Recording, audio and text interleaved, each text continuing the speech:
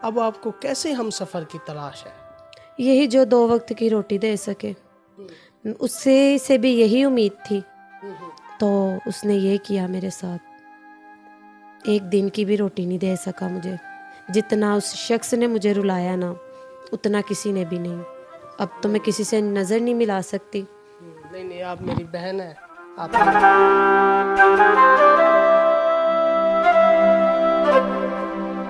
अस्सलाम वालेकुम नाज़रीन, माजिद अली हैदरी आपकी खिदमत में हाजिर है। इस वक्त मौजूद हूँ इस्लामाबाद की हदूद में।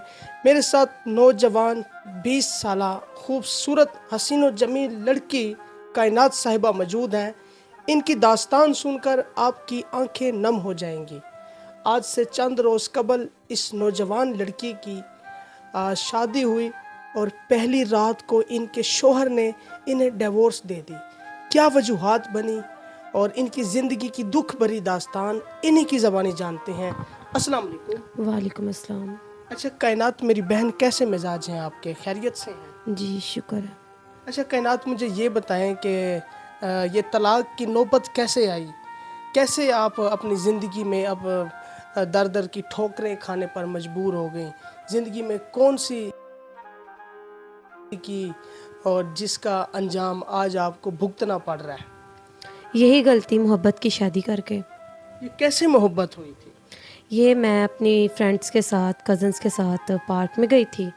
वहाँ पर एक लड़के ने देखा मुझे और अपना नंबर वगैरह फेंका। वहीं से हमारी मुलाकात, बात वगैरह शुरू हुई। फिर उसके बाद ऐसे ही रोज़मर्रा। पार्कों में जाती रहती हैं या किसी बड़े दिन गई हुई थी? नहीं नहीं, ईद पर गए थे। ईद पर गई हुई? जी, अच्छा, ये जो ईद गुजरी है या पिछले साल वाली?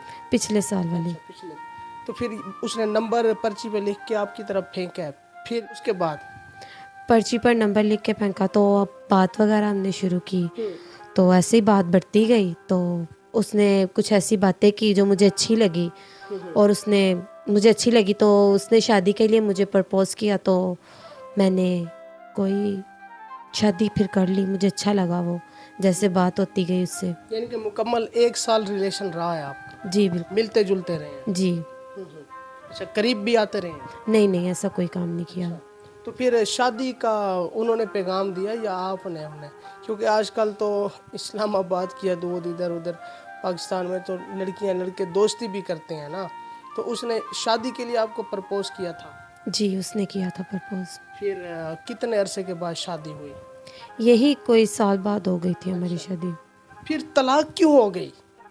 बस इतनी मुश्किल से शादी हुई, फिर तलाक क्यों हो गई? बस उसकी सोच में कुछ खराबी थी। फिर भी क्या खराबी थी? आज खुल के बताएं, अल्लाह ताला ने आपको मौका दिया है। यही कि मुझे पहली रात वाले दिन कहने लगा कि आपको ब्लीडिंग नहीं हुई, आप ऐसी लड़की हो, आप सही नहीं हो, जो मुझसे बात करती है वो किसी से भी करती होगी। बस इस वजह से। मगर लेकिन मैं जानती हूँ, मेरा अल्लाह गवाह है कि मैं ऐसी नहीं हूँ। अल्हम्दुलिल्लाह मैं 5 वक्त की नमाज़ पढ़ती हूँ। मैंने उसे कहा कि नहीं, मैं ऐसी नहीं हूँ, मुझे क्या पता हुई नहीं हुई, ये तो आपको पता हो। तो उसने कहा नहीं, तुम अच्छी लड़की नहीं हो।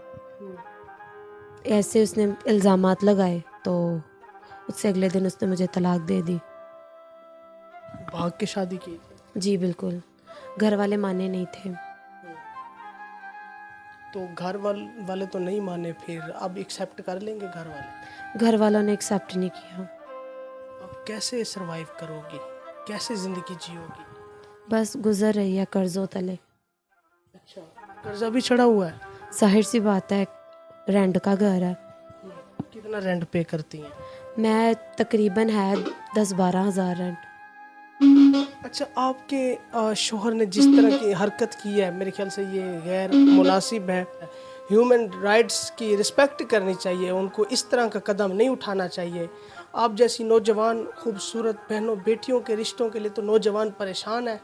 वो कहते हैं कि ऐसी नौजवान खूबसूरत बाहया बाअदब लड़की माजिद भाई हमें ले दे, हम शादी करना चाहते हैं, पूरी ज़िंदगी उनके पाँव धो के भी पिएंगे। यानी कि इतने लोग ओवरसीज़ पाकिस्तानी अच्छे अच्छे नेक इंसान हमें देखते हैं, तो उसको थोड़ी सी शर्म हया आनी चाहिए। अब देखें ना, इनकी बॉडी के सेंसिटिव पार्ट्स में से अगर ब्लीडिंग नहीं हुई तो इसका ये मकसद नहीं है कि आप अपनी वाइफ को डिवोर्स दे दें। मेरे ख्याल से ये गैर इखलाकी है, ये बहुत ख़तरनाक है।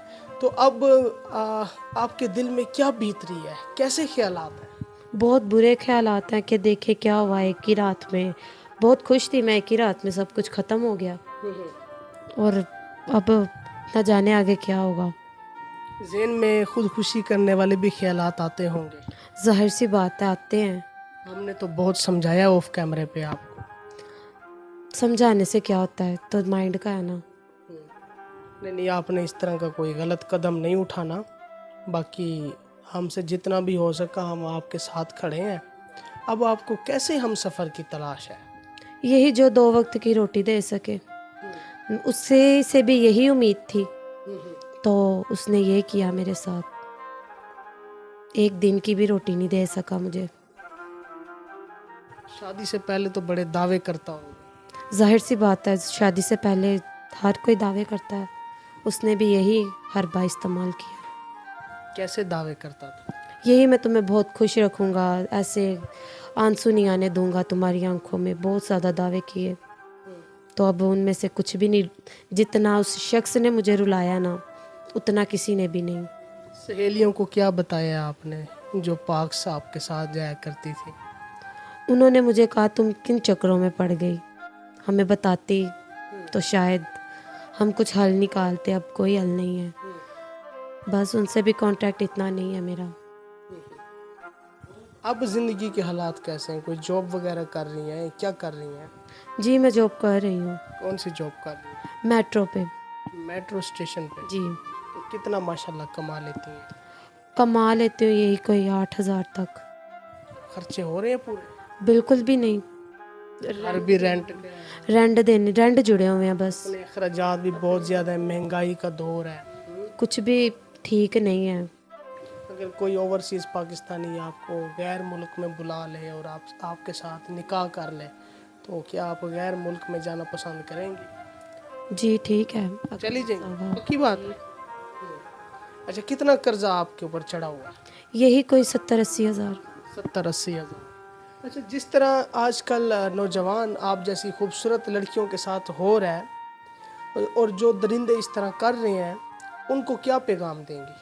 यही कि किसी की भी लड़की की ज़िंदगी एंड वक्त पे आकर आपको ख़राब नहीं करनी चाहिए। अगर आपके कोई माइंड में डिफेक्ट है ना, तो वो आप चेक करवाओ। ये शक का कोई इलाज नहीं होता, तो फिर भी आप चेक करवाओ। किसी की इस तरह से ज़िंदगी नहीं ख़राब करनी चाहिए। अच्छा, जो लड़कियां नासमझी, कम इल्मी और जहालत में, जल्दबाजी में किसी पर यकीन कर लेती हैं, उन लड़कियों को क्या पैगाम देंगी? यही अपनी पेरेंट्स पर एतबार करें, वो आपके लिए अच्छा ही सोचते हैं।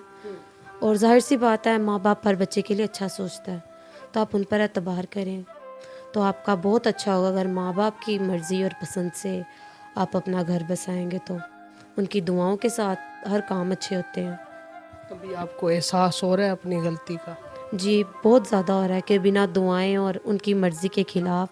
शर्मिंदगी भी महसूस हो रही है? जाहिर सी बात है, वो तो होगी। अब तो मैं किसी से नज़र नहीं मिला सकती। नहीं नहीं, आप मेरी बहन हैं, आप आगे आए, आगे आए। परेशान नहीं होना, आप मेरी बहन हैं। बाकी आपके लिए मैं खसूसी दुआ करूँगा, अल्लाह ताला आपके हाल पे अपना रहम फरमाए। और जो दोस्त इनके साथ निकाह करना चाहते हैं वो रब्ता कर सकते हैं नाज़रीन, और खसूसी दुआ भी करें कि अल्लाह ताला इनके हाल पे अपना रहम फरमाए। और फ़िलहाल मुझे इजाज़त दें, अपना ख्याल रखें। फ़ी अमानिल्लाह। चलें जी, ठीक हो गया।